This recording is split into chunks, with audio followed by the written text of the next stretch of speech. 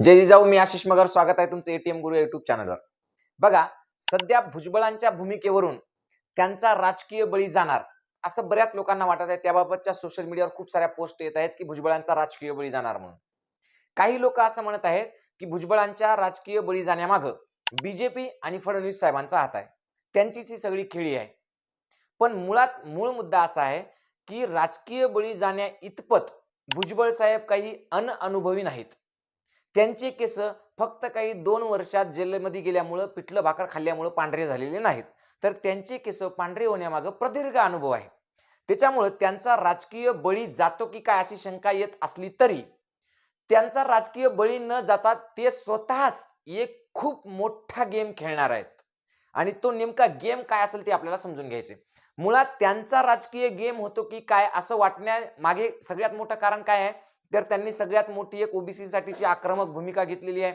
त्यांनी वारंवार मराठा समाजावर आणि मराठा समाजाच्या नेतृत्वावर टीका केलेली आहे. ती जाळपोळीच्या संदर्भातली असो किंवा कोणत्याही इतर गोष्टीतली असो, त्यांनी मराठ्यांना दोष दिलेला आहे. आणि एवढं सगळं झाल्यामुळं येवल्याच्या कृषी उत्पन्न बाजार समितीमध्ये त्यांचे जे मोठे मोठे फोटो लागले होते, ते सगळे फोटो काढून अगदी लोकांनी पायाने तुडून फोडून टाकलेले आहेत.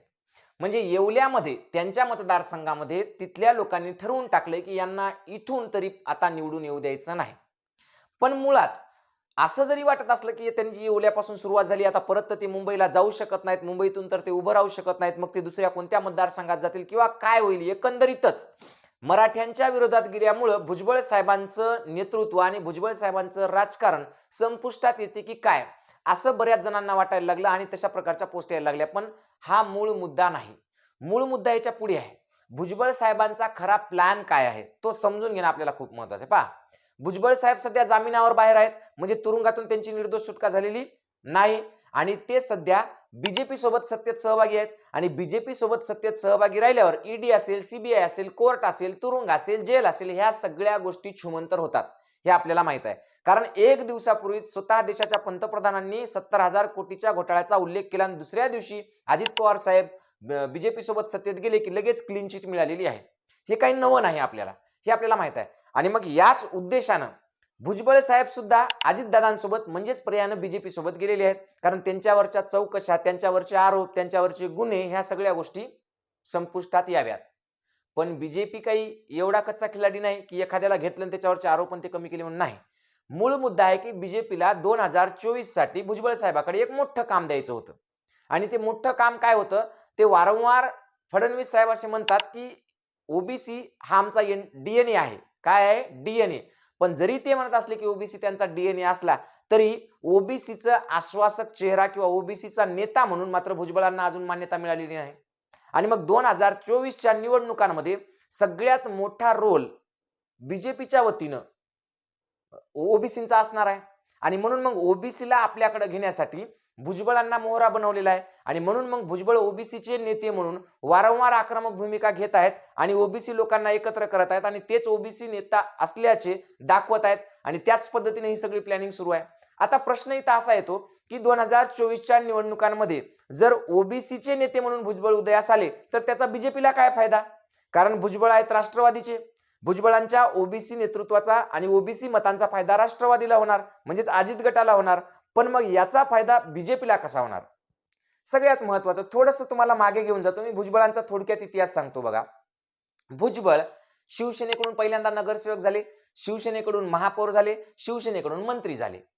पण त्याच्यानंतर ते शिवसेना सोडून काँग्रेसमध्ये गेले, तिथेही ते मंत्री झाले. 1999ला परत त्यांनी काँग्रेसलाही सोडचिठ्ठी दिली आणि राष्ट्रवादीत गेले आणि ते शरद पवार साहेबांसोबत पुन्हा मंत्री झाले. आता परत पुन्हा ते शरद पवार साहेबांना सोडून अजित पवार साहेबांसोबत परत पुन्हा एकदा बीजेपीच्या सोबत सत्तेत जाऊन बसले. म्हणजे भुजबळांचा राजकीय इतिहास आता पूर्णत्वास येण्याच्या अगदी जवळ आलेला आहे. प्रदक्षिणा पूर्ण व्हायची वेळ आलेली आहे. ही प्रदक्षिणा पूर्ण होण्यासाठी 2024च्या निवडणुका खूप महत्वाच्या आहेत. भुजबळ साहेब 2024 पर्यंत, भुजबळ आणि बीजेपी दोघेही मिळून भुजबळ साहेबांना 2024च्या निवडणुका पूर्वीपर्यंत ओबीसीचा सगळ्यात मोठा चेहरा म्हणून समोर आणतील. महाराष्ट्रातच नाही तर अख्ख्या भारतामध्ये ओबीसीचा सर्वात आक्रमक आणि सर्वात मोठा चेहरा म्हणून भुजबळ साहेब समोर येतील. आणि ते जसे समोर येतील तसे सगळ्या बीजेपी सहित म्हणजे सगळ्याच पक्षांना हे कळून चुकलेलं राहील की ओबीसी मध्ये सगळ्यात जास्त मतं कोणाच्या पाठीशी आहेत, तर ते भुजबळांच्या पाठीशी आहेत. मग या भुजबळांच्या मतांना काउंटर करण्यासाठी ही जी चाल ओबीसीने खेळली ती अत्यंत यशस्वी होईल. म्हणजे भुजबळ हे ओबीसीचे नेते म्हणून पुढे येतील, त्यांच्या मागे एक गठ्ठा ओबीसीचं मतदान राहील आणि अशी सगळी परिस्थिती निर्माण केल्यावर 2024च्या निवडणुकीच्या तोंडावर भुजबळ साहेब पुन्हा एकदा अजितदादांना डच्चू देतील आणि बीजेपी मध्ये प्रवेश करतील. ते बीजेपी मध्ये प्रवेश केल्यानंतर बीजेपी मधला सगळ्यात मोठा ओबीसी चेहरा म्हणून त्यांच्या नावाची आणि त्यांच्या नेतृत्वाची पुन्हा एकदा प्रसिद्धी होईल आणि परत पुन्हा ओबीसी समाज जो काही अजूनही बीजेपीला पूर्णपणे काउंटर करता आला नव्हता, तो सगळा काउंटर म्हणण्यापेक्षा दावणीला बांधायचं म्हणून आपण डायरेक्ट तो समाज सगळा बीजेपीच्या दावणीला बांधला जाईल आणि हीच सगळ्यात मोठी गेम किंवा सगळ्यात मोठा गेम किंवा खेळी आहे असं आपल्याला म्हणता येईल. म्हणजे आपण या भ्रमात राहू नका की बीजेपी आणि फडणवीस साहेब भुजबळ साहेबांचा राजकीय गेम करत आहेत. मुळात बीजेपी आणि फडणवीस साहेब यांना हाताशी धरून यांच्या साह्यानं भुजबळच 2024 पूर्वीच्या निवडणुकीमध्ये एक मोठा गेम करणार आणि बीजेपीत जाणार आहेत आणि तेच बीजेपीचा आश्वासक ओबीसी चेहरा म्हणून या महाराष्ट्राच्या आणि देशाच्या राजकारणामध्ये काम करणार आहेत. आणि तुम्हाला जर हे खोटं वाटत असलं तर तुम्हाला सांगितलेली शक्यता 100% सत्यात येणार असं मला तरी आजच्या घडीवरून वाटतंय. कारण भुजबळांनी जर बीजेपी जॉईन नाही केली तर भुजबळांचं राजकारण संपल्याशिवाय राहत नाही, त्यांना उभं राहायला मतदारसंघ सुद्धा भेटणार नाही, ही काळ्या दगडावरची रेष आहे. म्हणून भुजबळांकडे आता एकच पर्याय आहे, ओबीसीचं नेतृत्व स्वीकारणे, जे बीजेपीने स्वीकारायला लावलं म्हणून त्याप्रमाणे ओबीसीला एकत्र करणे आणि हा सगळा मतांचा गठ्ठा घेऊन बीजेपीत प्रवेश करणे. याच्यावर तुम्ही नक्की विचार करा आणि माझे विचार तुम्हाला पटले असतील तर मला नक्कीच कमेंटमध्ये कळवा. धन्यवाद. थांबतो इथं. जय हिंद, जय महाराष्ट्र.